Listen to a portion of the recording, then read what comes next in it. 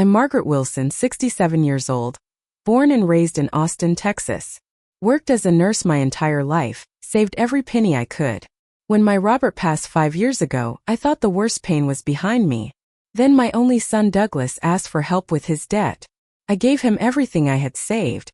My reward? His cruel words. Just die, I don't give a shit. You're useless to us now. Before I continue my story, let me know where you're watching from in the comments. Hit that subscribe button and join me on this journey of betrayal and justice. I grew up in a small town just outside Austin, where everybody knew everybody. My parents weren't wealthy, but they taught me the value of hard work and honesty. Daddy worked at the local factory while Mama took care of our home. We didn't have much, but there was always food on the table and love in our house. I met Robert during nursing school in 1975. He was studying to become a medical technician, and we shared many classes together. Robert wasn't like the other boys. He was quiet, thoughtful, and had the kindest eyes I'd ever seen. Our first date was at a small diner near campus where we talked until the owner politely asked us to leave because they were closing. 6 months later, he proposed with a tiny diamond ring that he'd saved 3 months to buy. We married in a simple ceremony at my parents' church. Robert and I never had much money, but we built a good life together. We bought our modest 3-bedroom house in a nice neighborhood in Austin 30 years ago, and paid off the mortgage early by living frugally. Robert always said, "Live below your means, Margaret, and you'll never have to worry about money." And he was right. Douglas came along 2 years after we married. Our only child. From the moment he was born, Robert and I centered our world around him. Maybe that was our first mistake. Douglas was bright, so bright that his teachers often told us he was gifted. But there was always something about Douglas that worried me. Even as a child, he felt entitled to things. If another child had a toy, Douglas wanted it too, and usually managed to get it. As Douglas grew older, his sense of entitlement grew with him. In high school, he complained that other kids had nicer clothes, newer cars, bigger allowances. Robert and I tried to teach him the value of earning what you receive, but I'm not sure those lessons ever truly sank in. College only made it worse. Douglas attended UT Austin, where he fell in with a crowd of wealthy students. Suddenly, our son who grew up in a middle-class home wanted designer clothes and expensive dinners. We helped as much as we could, but Robert and I were always careful with money. After graduating with a business degree, Douglas landed a job at a financial firm in Dallas. He looked successful on paper, nice salary, impressive title. He married Alicia, a beautiful woman from Highland Park, one of the wealthiest neighborhoods in Dallas. I had my reservations about Alicia from the start. She was polite enough when Robert and I visited, but there was always a coldness behind her smile, especially when she looked at our modest clothes or my old sedan. Together, Douglas and Alicia lived a lifestyle well beyond what his salary could support. Their house was too big, their cars too expensive, their vacations too lavish. Robert worried about them constantly. "They're building their life on quicksand," he would say. The only true joy in their home was my grandson Tyler. That boy came into the world 12 years ago and stole my heart immediately. Unlike his parents, Tyler was kind and thoughtful, more like his grandfather than either Douglas or Alicia.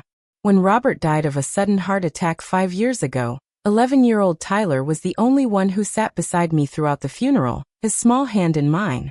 Robert's death changed everything. We had saved carefully for retirement, and he had a small life insurance policy. Nothing extravagant, but enough that I could live comfortably in our paid-off home for the rest of my life if I was careful. Douglas seemed disappointed by the modest inheritance. I overheard him telling Alicia, "I thought there would be more." Those words stung, but I told myself he was just grieving. After Robert's death, I settled into a quiet routine. I volunteered at the hospital where I'd worked for 30 years. I tended my garden. I had coffee every Wednesday with my friend Judith, who lived next door. I visited Tyler whenever Douglas and Alicia would allow it, which wasn't as often as I would have liked. It wasn't an exciting life perhaps, but it was peaceful. I had my small comfortable house filled with memories of Robert, my health, and enough money to live without worry. Little did I know that the stability I'd worked my entire life to achieve was about to be destroyed by the person I loved most in the world after Robert and Tyler, my own son. It was a Sunday evening in April when everything began to change. I was surprised to hear the doorbell ring. I wasn't expecting visitors. When I opened the door, there stood Douglas, Alicia, and Tyler. Douglas was holding a bouquet of flowers, which immediately put me on alert.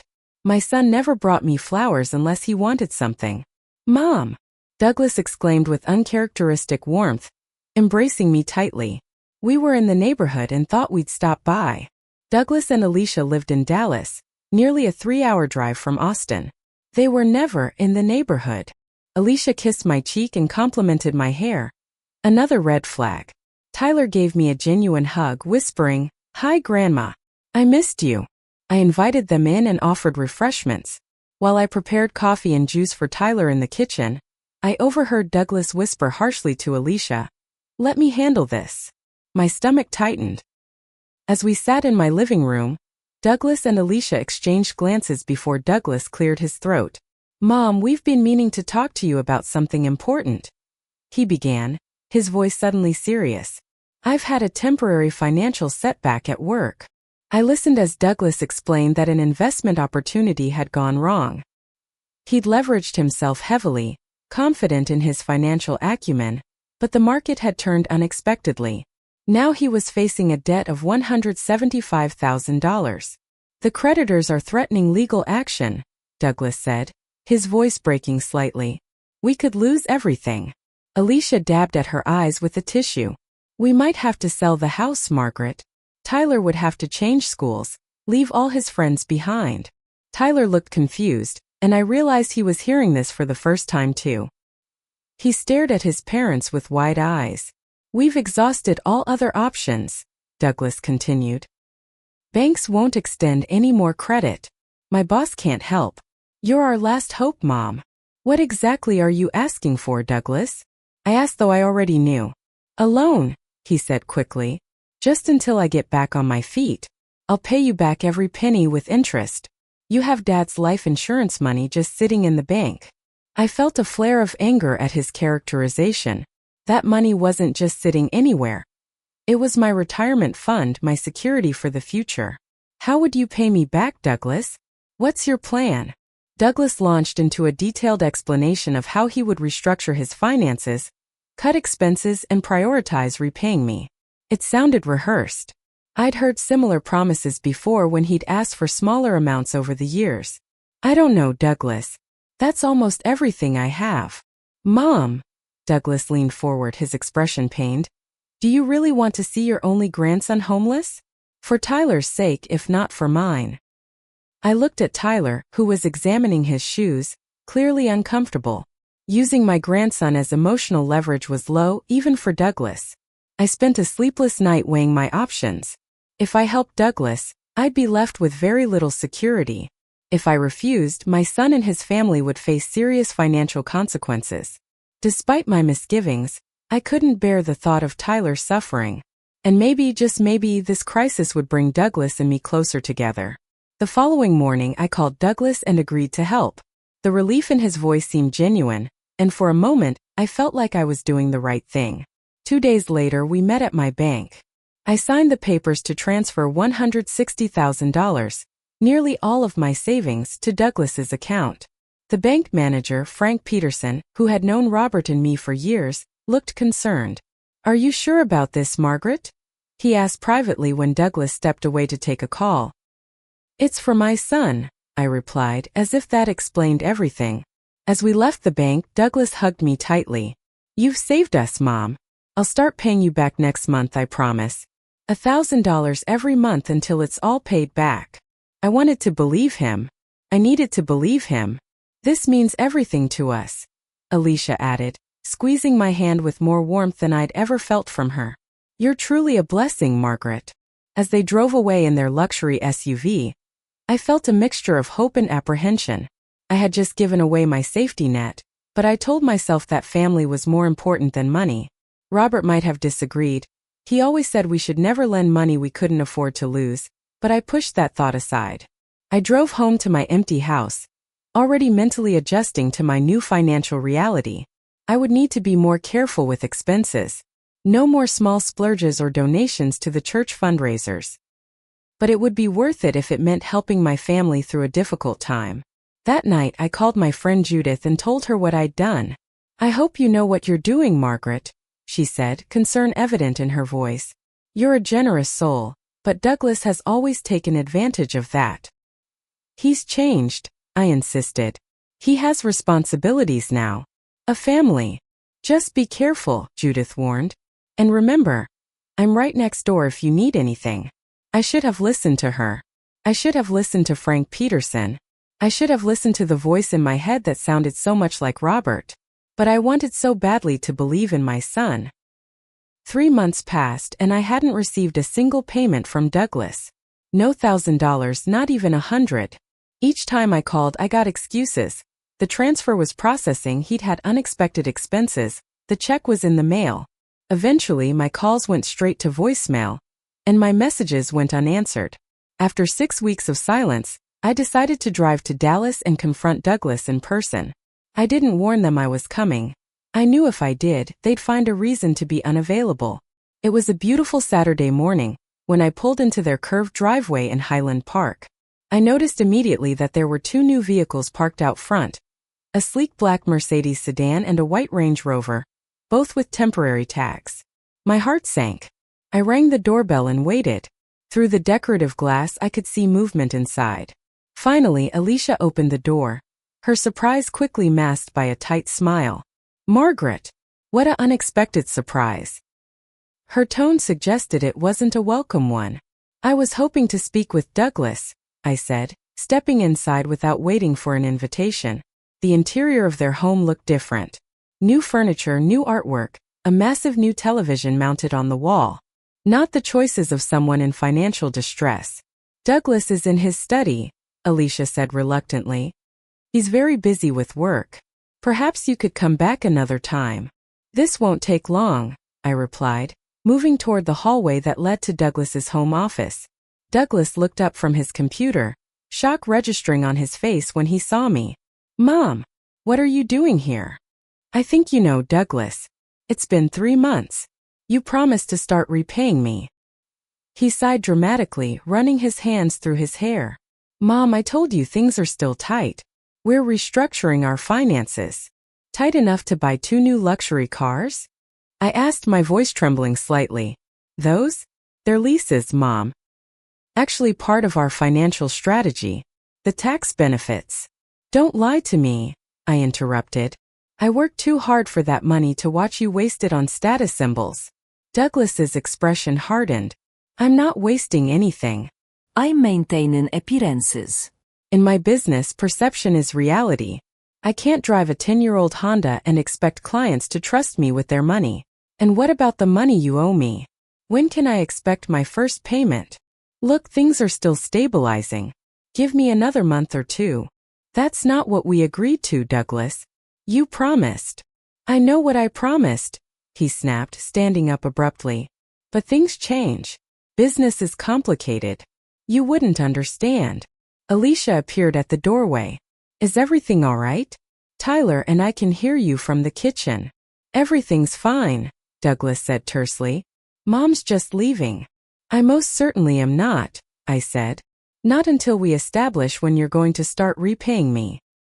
An uncomfortable silence fell over the room. Finally, Douglas sighed. "Fine. I can start next month. But it won't be 1,000. Maybe 500 to start." 300, Alicia corrected quickly, shooting Douglas a warning look. I felt physically ill. They had no intention of repaying me the full amount. They were simply trying to placate me with the smallest sum they thought I would accept. "I want a written agreement," I said, "with terms and a schedule." Douglas laughed dismissively. "Come on, Mom. We're family. We don't need paperwork between us." "We do now," I insisted. "Fine, I'll have something drawn up," he muttered, clearly with no intention of doing so. As I was leaving, Tyler ran up to me. "Grandma, do you have to go already? I wanted to show you my new gaming setup." "Your grandmother has errands to run," Alicia interjected before I could respond. "Maybe next time." Tyler looked disappointed but nodded obediently.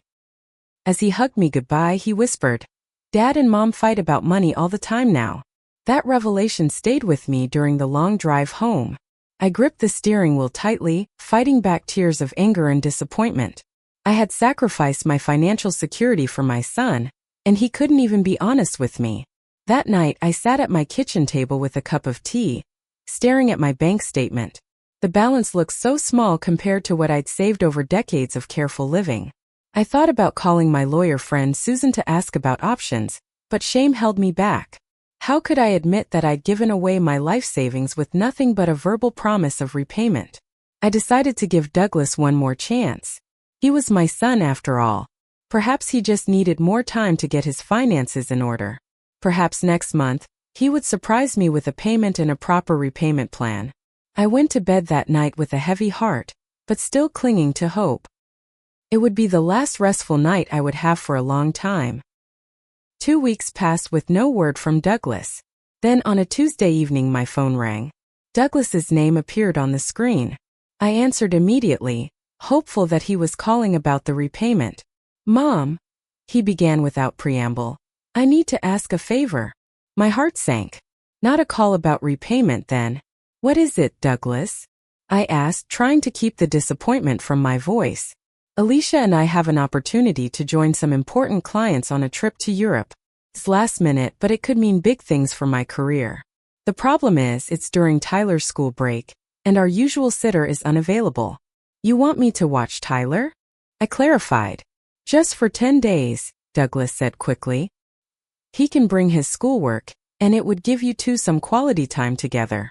Despite my frustration with Douglas, the thought of spending time with Tyler brightened my mood. I rarely got to see my grandson without Douglas and Alicia hovering nearby. "Of course I'll watch him," I agreed. "When would you bring him?" "Actually, I was hoping you could come up to Dallas tomorrow and pick him up. We're flying out early Thursday morning." The request was presumptuous given the 3-hour drive each way, but I agreed. Any opportunity to spend time with Tyler was worth it. The next day, I drove to Dallas and arrived at their house by noon. Douglas was already gone. "Urgent business meeting," Alicia explained curtly, but Tyler was packed and ready, his face lighting up when he saw me.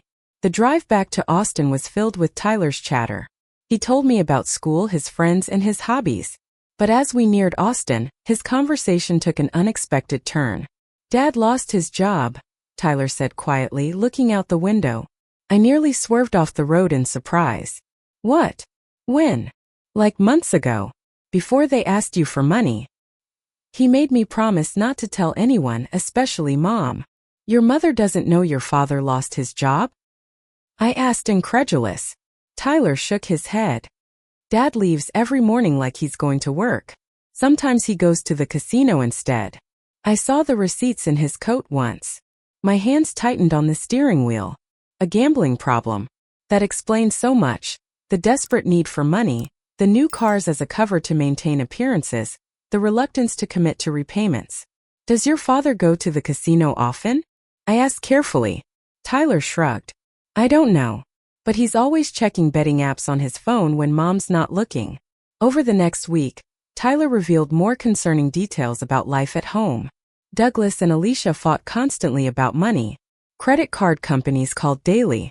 Once, someone had come to the house demanding payment, and Douglas had ushered Tyler upstairs before he could hear more. "Are they really going to Europe?" I asked one evening as Tyler and I played cards at my kitchen table. Tyler looked confused. "I don't think so. Dad said something about Atlantic City to Mom." Everything began to make horrible sense. The business trip was likely a gambling excursion, funded by my retirement savings. 8 days into Tyler's stay, my phone rang. It was Douglas. "We're coming home early," he said, his voice tight. "We'll pick Tyler up tomorrow." "Is everything all right?" I asked. "Fine," he snapped. "Just a change of plans." The next day, Douglas and Alicia arrived looking tense. Douglas had dark circles under his eyes, and Alicia's typically perfect appearance was noticeably disheveled. "Did you have a good trip?" I asked innocently. "Wonderful," Alicia replied too quickly. "Paris was beautiful this time of year." I caught Tyler's eye, and he looked away, uncomfortable with his mother's lie. As they prepared to leave, Douglas pulled me aside. "We're having a family dinner this weekend. I'd like you to come." Is there a special occasion? I asked. Just family time, he said, not meeting my eyes. Saturday at 6. Don't be late. As they drove away, with Tyler waving sadly from the back window, I felt a growing sense of dread.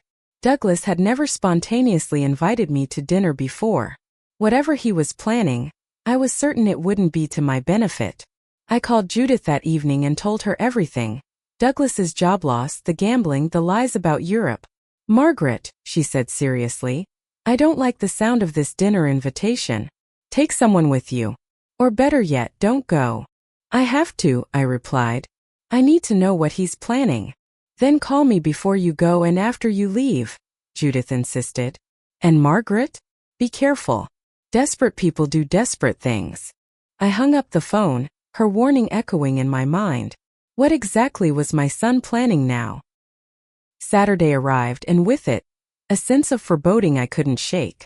I dressed carefully in one of my nicer outfits, a blue blouse Robert had always complimented and gray slacks.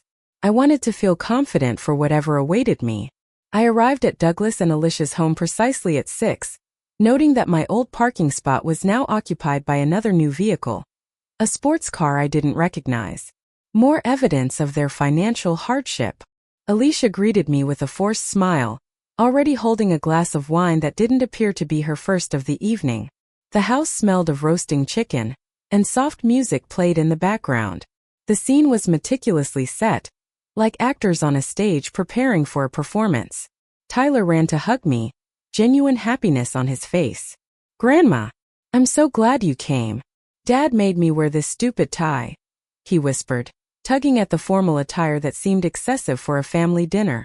Douglas emerged from his study, all smiles and warmth. Mom! Right on time.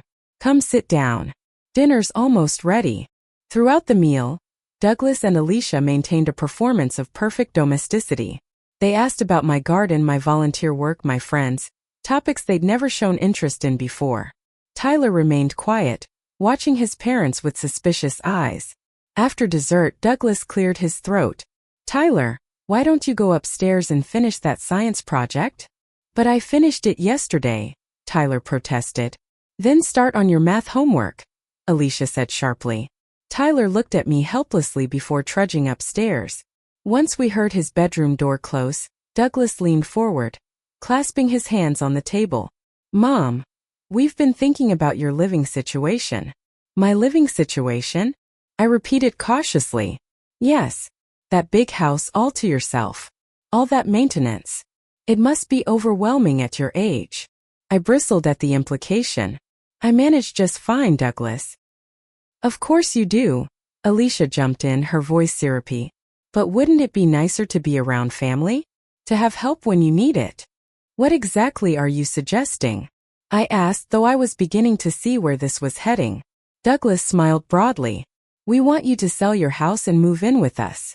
We have that guest suite downstairs, it would be perfect for you. Private but close enough that we could check on you. And Tyler would love having you here, Alicia added, though her eyes remained cold. That's very thoughtful, I said carefully. But I'm happy in my home. All my memories with your father are there. Douglas's smile faltered. Mom, be practical. You're not getting any younger. What if you fall? What if you need help in the middle of the night? I have a medical alert system and neighbors who check on me, I countered. Judith right next door. Judith is nearly as old as you are, Douglas scoffed. What help would she be in an emergency? I felt my temper rising but kept my voice level. What would happen to the proceeds from selling my house? A flicker of something, greed? Anticipation? Crossed Douglas's face before he composed himself. We'd invest it for you, of course. I have an excellent opportunity right now that would generate significant returns. Another investment opportunity? I asked skeptically. Like the one that led you to need $175,000 of my money? Douglas's face hardened. That was different. This is a sure thing. No investment is a sure thing, Douglas. Your father taught you that. Dad was overly cautious, Douglas dismissed. He could have done so much more with his money if he'd been willing to take risks. Your father provided for us comfortably and left me secure in my retirement. I'd hardly call that a failure.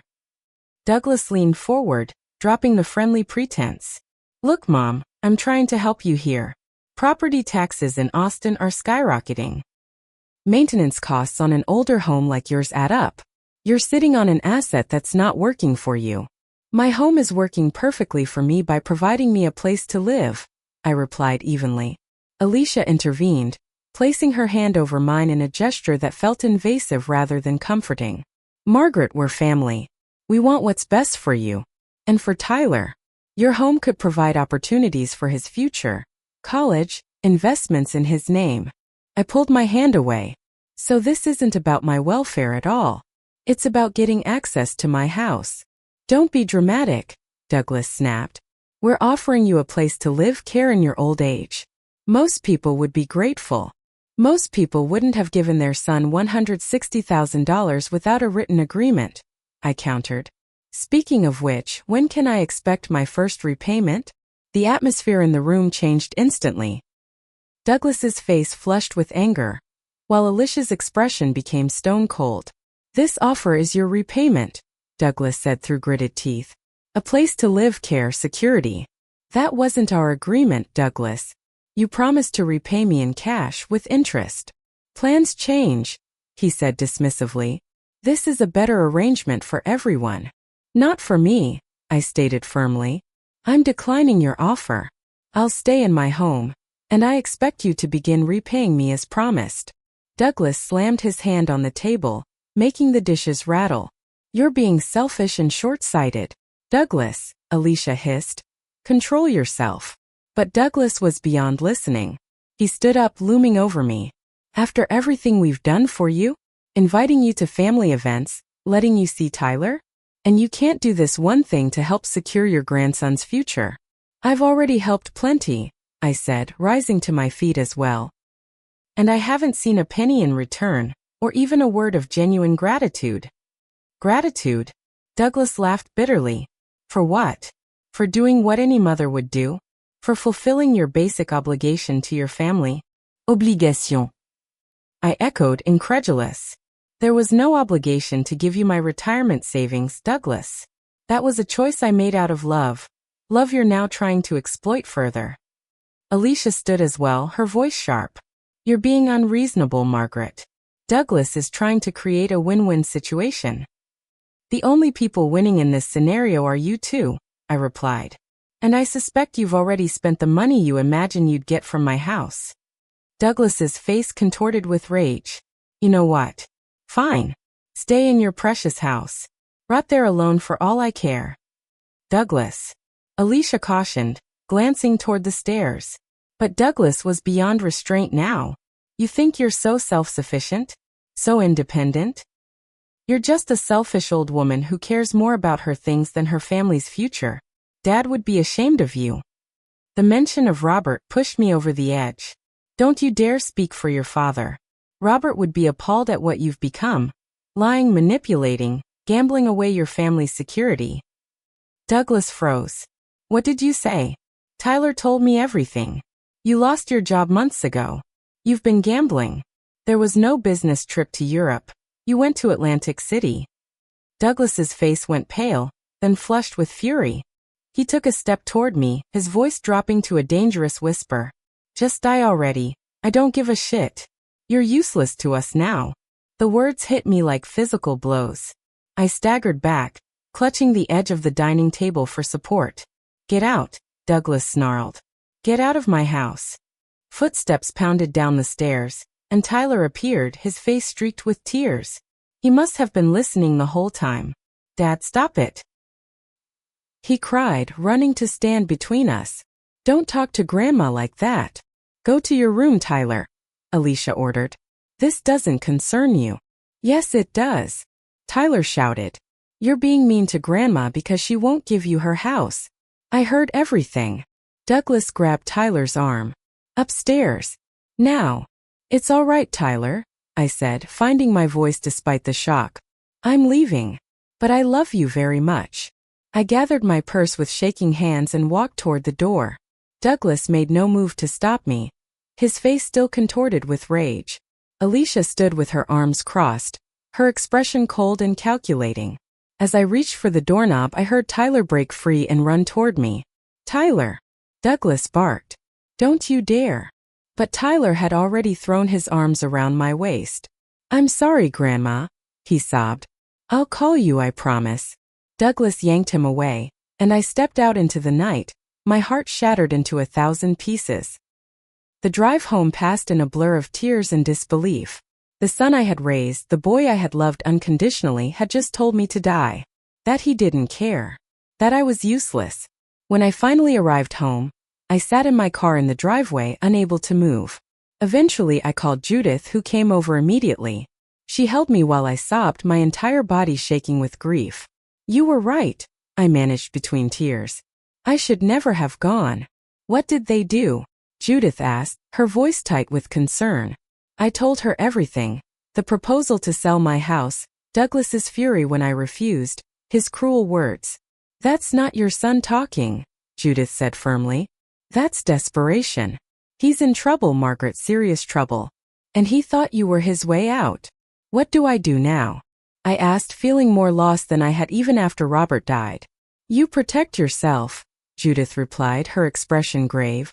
"Because I don't think Douglas is finished trying to get what he wants." How right she was. I just didn't realize how far my son would go to take what wasn't his.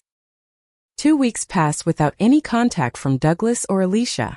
I tried to resume my normal routine, volunteering at the hospital, tending my garden, having coffee with Judith, but I moved through these activities like a ghost. The pain of Douglas's words haunted me day and night. Then came a Tuesday morning that changed everything. I was sorting through my mail when I found an official-looking envelope from a mortgage company I didn't recognize.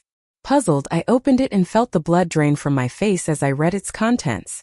It was a notice of default on a mortgage for my house, a mortgage I had never taken out. According to the documents, I had borrowed $300,000 against my fully paid home 3 months earlier. The loan was in my name with my signature, or what appeared to be my signature, on all the documents. The notice stated I was 3 months behind on payments, and foreclosure proceedings would begin if the outstanding balance wasn't paid immediately. My hands trembled so badly I could barely hold the phone to call Judith. She arrived within minutes, took one look at the papers and made another call.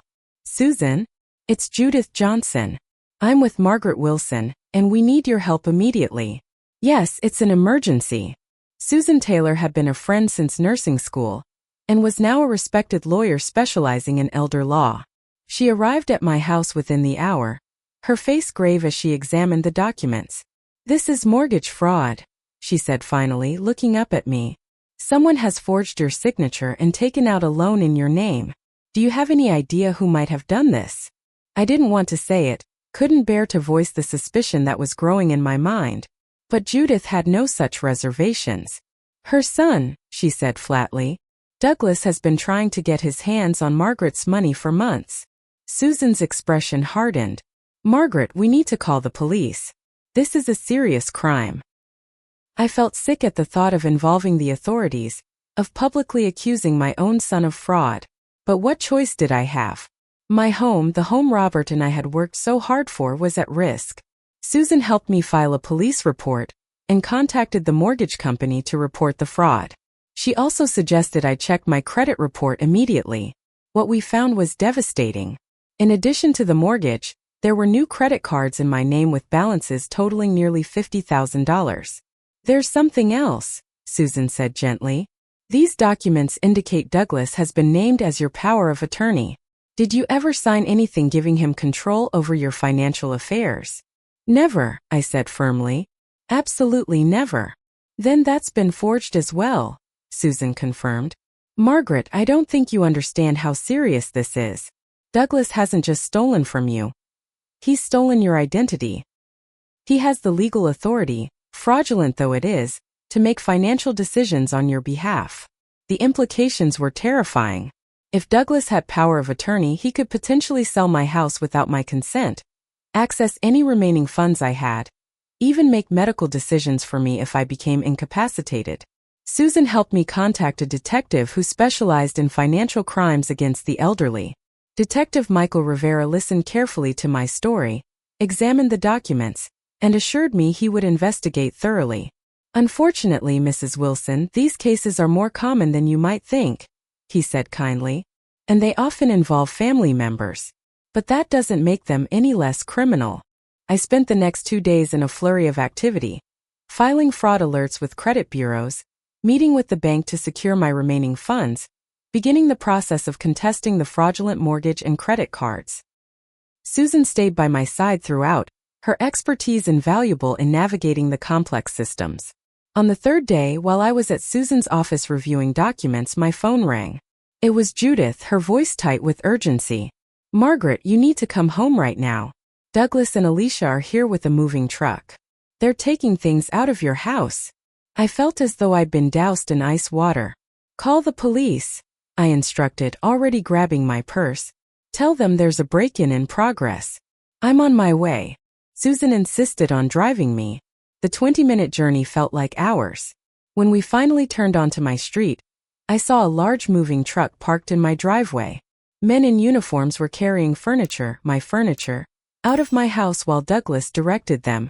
I was out of Susan's car before it fully stopped, rushing toward my son. "Douglas, what do you think you're doing?" He turned, surprised but not particularly concerned by my appearance. "Mom, I thought you were out for the day." "That doesn't answer my question. Why are you removing things from my house?" Douglas sighed, as if I were being unreasonable. "We discussed this, Mom. You're moving in with us, remember? These gentlemen are helping transfer your belongings."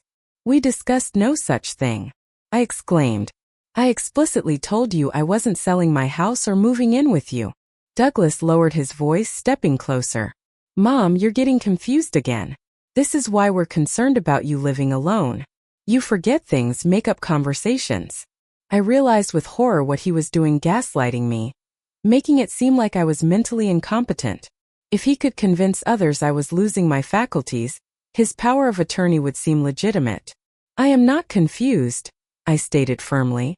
"You are trespassing and stealing my property." Alicia emerged from the house carrying a box of what looked like my jewelry. "Margaret, please don't make a scene. The neighbors will hear."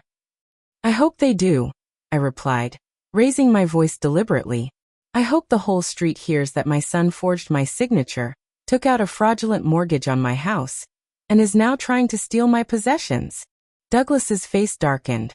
"You gave me power of attorney last year, Mom. You're just forgetting. And you promised to sell the house and move in with us. These documents prove it." He pulled folded papers from his pocket. "Those documents are forgeries," Susan interjected, stepping forward. "Mrs. Wilson has filed a police report, and there's an active fraud investigation. I suggest you stop what you're doing immediately." Douglas looked at Susan with contempt. "And who are you?" "Susan Taylor, Mrs. Wilson's attorney. And those men," she pointed to a police car pulling up, "are here to ensure you leave the premises immediately."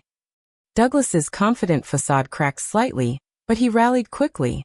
"This is a family matter. My mother is experiencing cognitive decline, and agreed to these arrangements months ago." "That's a lie," I said as the police officers approached. "Officer, this man has forged my signature on mortgage documents and is attempting to remove my belongings without permission." "She gave me power of attorney," Douglas insisted, showing the document to the officers. "She's confused. Ask anyone. She's been forgetting things, making up stories." One of the officers, a middle-aged woman named Rodriguez according to her nameplate, looked at me carefully. "Ma'am, do you have any proof that these documents are forgeries?" Before I could answer, Alicia suddenly shoved past me, knocking me off balance. I fell hard onto the concrete driveway, pain shooting through my hip and wrist. "Margaret!"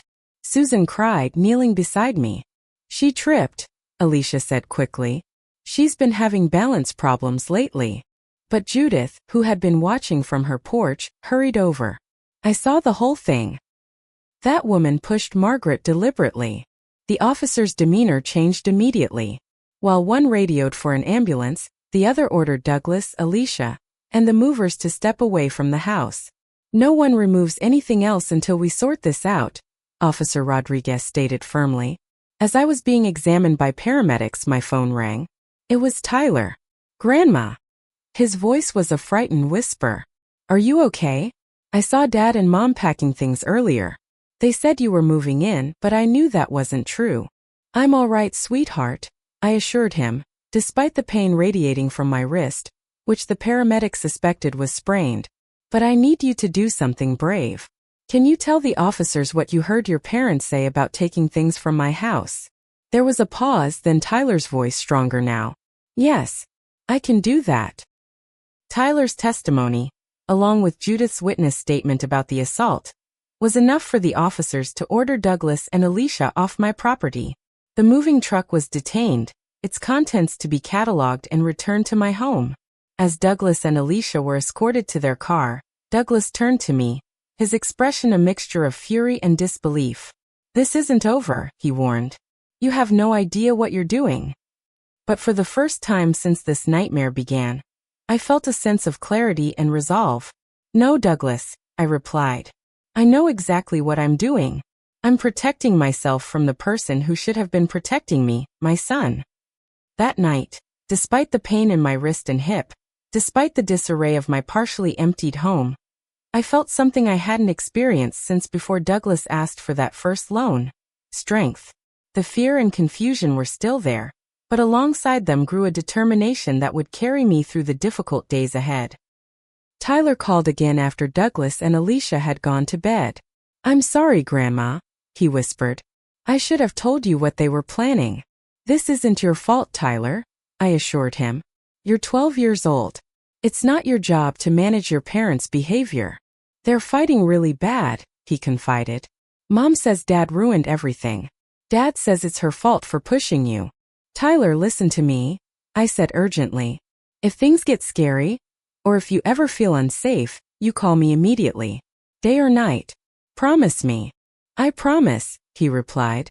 I love you, Grandma. I love you too, sweetheart. More than anything. As I hung up, I realized that despite everything Douglas had done, there was still something worth fighting for. Not just my home and my financial security, but Tyler's future. My grandson deserved better than to be raised by parents who saw people as means to an end, who valued money over family. With that thought firmly in mind, I made a decision. This wasn't just about defending myself anymore. It was about breaking a cycle of greed and entitlement before it could claim another generation of my family. Douglas had chosen his path, but Tyler still had a chance. The next morning, I called Detective Rivera and told him I was ready to press charges against my son. The road ahead would be painful, but for the first time in months, I felt like I was moving in the right direction. The weeks following Douglas's attempted theft of my belongings were a whirlwind of legal proceedings, emotional upheaval, and difficult decisions. Detective Michael Rivera moved quickly, building a case against Douglas that was impossible to ignore. The evidence was overwhelming. Forged signatures that didn't match my handwriting, security camera footage from the bank showing Douglas accessing safe deposit boxes in my name, credit card charges in locations I'd never visited. Mrs. Wilson, Detective Rivera said during one of our meetings, I've seen many cases of financial fraud, but few as brazen as this. Your son didn't just take out loans in your name. He created an entire alternate financial identity for you. Working with the fraud department at my bank, we discovered the full extent of Douglas's crimes.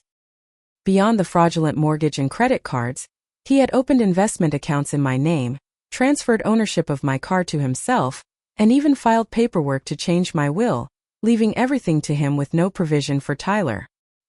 He was systematically erasing your financial existence, Susan explained grimly. If we hadn't caught this when we did, you might have lost everything. The bank froze all the fraudulent accounts and began the process of restoring my credit. The mortgage company, faced with irrefutable evidence of fraud, initiated procedures to void the loan. But the damage to my sense of security, my trust in the world, wasn't so easily repaired. 2 months after we discovered the fraud, Douglas was arrested at his office. The charges were extensive: identity theft, fraud, forgery, and elder abuse. The prosecutor also added assault charges related to Alicia pushing me during the moving incident. News of the arrest spread quickly. A former colleague from Douglas's financial firm contacted Detective Rivera with information about other potentially fraudulent activities. It seemed Douglas had been misappropriating client funds for years, using his position to create fake investment opportunities that funneled money into his personal accounts. The day after Douglas's arrest, I received a call from Alicia. "They've frozen all our accounts," she said, her voice hollow. "I can't even buy groceries." I felt a momentary pang of sympathy, thinking of Tyler. "Where is my grandson?" "At school," she replied. "Margaret, I had no idea about most of what Douglas was doing. You have to believe me." "But you knew about the plan to take my house," I pointed out. "You helped him try to move my belongings. You pushed me when I confronted you." There was a long silence. "I was afraid of him," she finally whispered. "You don't know what he's like when he doesn't get his way." I thought about Douglas's rage when I refused to sell my house, the cold calculation in his eyes when he told me to just die. Perhaps I understood better than she realized. "What will you do now?" I asked. "I'm filing for divorce," Alicia said. "My parents are helping me with a lawyer." "But Margaret, I'm worried about Tyler. This is destroying him." My heart ached for my grandson. None of this was his fault, yet he was suffering the consequences of his parents' actions. "Bring him to visit me," I suggested. "He needs stability right now, people who love him unconditionally." To my surprise, Alicia agreed. The following weekend, she dropped Tyler off at my house. He ran into my arms, his thin body shaking with suppressed sobs. "It's going to be okay," I promised, holding him close. "We'll figure this out together." Over the next few months, as Douglas's case moved through the legal system, Tyler spent more and more time with me. Alicia, overwhelmed by the financial and legal chaos Douglas had created, seemed relieved to have help with parenting. She found a job as a receptionist, her first real job in years, and moved with Tyler to a small apartment in a modest neighborhood. When Douglas's case finally went to trial, I was called to testify. Walking into the courtroom and seeing my son in a prison jumpsuit, his expression a mixture of anger and defeat, was one of the hardest moments of my life. But as I took the oath and began to describe the devastating betrayal I had experienced, I found strength I didn't know I possessed. Douglas watched me testify with cold eyes, showing no remorse. When his attorney cross-examined me, trying to suggest I had mental deficits that made me an unreliable witness, I answered each question with clarity and precision, my nurse's training serving me well under pressure. The most damning testimony, however, came from an unexpected source.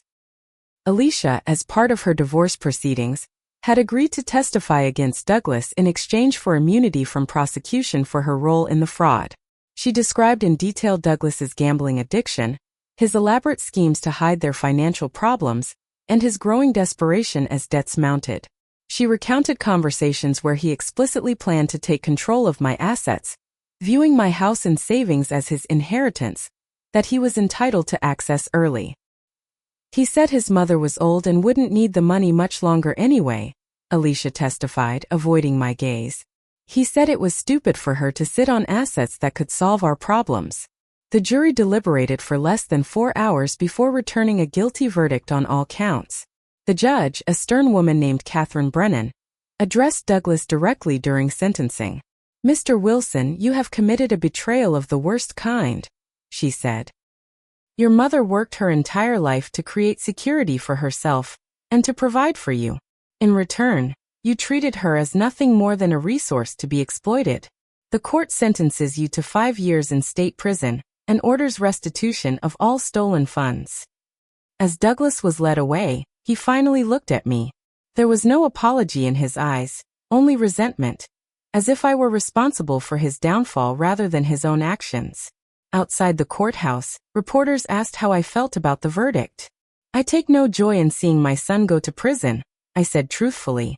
"But justice needed to be served, not just for me but for all elderly people who are vulnerable to financial exploitation, even from those they love and trust." With Douglas's criminal case resolved, I turned my attention to securing Tyler's future. Alicia, struggling with single parenthood and financial instability, was increasingly overwhelmed. When she lost her job after missing too many days of work, she reached a breaking point. "I can't do this, Margaret," she confessed during one of Tyler's weekend visits. "I'm not. I'm not good at being a mother without the lifestyle to distract me. Tyler deserves better. Working with Susan, I petitioned the family court for custody of Tyler. Given Alicia's consent and Douglas's incarceration, the process moved swiftly. By the end of the year, Tyler was living with me full-time, with Alicia granted visitation rights she rarely exercised. My modest 3-bedroom house, once feeling too large after Robert's death, was now filled with the energy of a growing boy. Tyler's presence brought light back into my life, giving me purpose beyond just surviving Douglas's betrayal. With Susan's help, I made practical changes to secure our future. I updated my will, naming Susan as executor and establishing a trust for Tyler's education. I sold my house in Austin, on my own terms, not Douglas's, and purchased 2 smaller properties: a comfortable 2-bedroom condo for Tyler and me to live in, and a small rental property to generate additional income. Through victim restitution and the unwinding of Douglas's fraudulent schemes, I recovered most of my savings. The financial security Robert and I had worked so hard to build was largely restored, though my trust in people, especially family, was slower to heal. 2 years after Douglas went to prison, I began volunteering with an organization that helped elderly victims of financial abuse. My nursing background and personal experience made me an effective advocate, and I found purpose in helping others navigate the complex emotions and practical challenges that came with such betrayal. Tyler thrived in his new environment. Without the pressure of his parents' materialistic expectations, he discovered a love for science and music. He made new friends, joined the school band, and slowly began to talk about his future with hope rather than anxiety. When Douglas was released from prison after serving 3 years of his 5-year sentence, he made no attempt to contact me. Through the grapevine, I heard he had moved to Nevada and was working as a blackjack dealer in a small casino. A cruel irony given his gambling addiction. Then, on Tyler's 16th birthday, a card arrived with a Nevada postmark. Inside was a brief note from Douglas. "Tell Tyler happy birthday from his father. I'm sorry." Those 2 words, "I'm sorry," were the first acknowledgement of wrongdoing Douglas had ever expressed. They weren't enough to erase the pain he had caused, but they were a start. A year later, Douglas called. Our conversation was awkward, stilted, but he seemed changed. Prison had stripped away his arrogance, forced him to confront the consequences of his actions. He asked about Tyler, expressed genuine remorse for what he had done to me, and spoke of the therapy he was undergoing for his gambling addiction. "I don't expect forgiveness, Mom," he said near the end of our call, "but I wanted you to know that I understand now what I took from you. Not just the money but your trust. Your security. I'm truly sorry." I didn't offer immediate forgiveness. That would take time and evidence of genuine change, but I did agree to limited contact moving forward. Tyler, now 17 and mature beyond his years, decided on his own that he wanted to reconnect with his father, albeit cautiously. Today, 5 years after Douglas first asked for that fateful loan, our family has found a new equilibrium. It's not the relationship I imagined having with my son in my later years, but it's honest in a way our previous interactions never were. Douglas remains in Nevada, working now as a counselor for gambling addicts, using his own painful story to help others avoid similar paths. Tyler is thriving in college, studying environmental science with plans to work in conservation. He has his grandfather's thoughtful nature and strong moral compass, thankfully untainted by his parents' materialistic values. As for me at 72, I found unexpected peace. The betrayal that once threatened to destroy me instead forced me to discover reservoirs of strength I never knew I possessed. I've built a new community of friends and fellow volunteers, created financial security on my own terms, and most importantly, helped raise my grandson into a young man Robert would have been proud of. If there's one lesson I've learned from this painful journey, it's that true wealth isn't measured in dollars or property. It's found in self-reliance, in standing up for yourself even when it's difficult, and in the genuine connections we form with others based on mutual respect, rather than what we can gain from them. To those of you watching who might be facing similar situations with family members pressuring you for money or trying to control your assets, trust your instincts. Document everything. And remember that saying no to financial exploitation is an act of self-care, not selfishness. Have you ever had to stand up to a family member who tried to take advantage of you? Or do you know someone facing elder financial abuse? Share your experiences in the comments below. Your story might help someone else recognize the warning signs before it's too late. Don't forget to like and subscribe for more real-life stories, and remember, it's never too late to reclaim your power and your peace. Thank you for listening to my journey.